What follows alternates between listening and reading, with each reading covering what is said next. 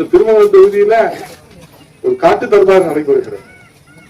நானும் மாவட்ட ஆட்சித்தலைவர்கிட்ட சொல்றோம், அதே போல இன்றைக்கு இருக்கக்கூடிய காவல்துறை கண்காணிப்பாளர்கிட்ட சொல்லியிருக்கோம்.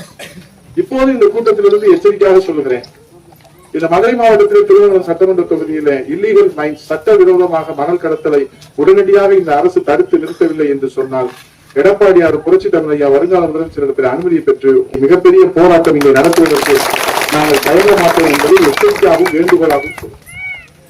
திருமணல நாங்க போறபோது அங்க சொல்றாங்க, ஐயா நாங்க எங்களை மீறி இங்க கனிம வளத்தை கொள்ளையடிக்கிறாங்க, மருதங்குடிக்கு போறோம் அங்க சொல்றாங்க, கூல கோயிலுக்கு போறோம் அங்க சொல்றாங்க, வெள்ளாவளத்துக்கு போறோம் அங்க சொல்றாங்க, இப்படி ஒவ்வொரு ஊர்லயும் கொள்ளையடிக்கிறாங்க. அரசாங்கம் இன்னைக்கு தடுத்து நிறுத்த முடியல. ஏன்? இது என்ன ரகசியம்?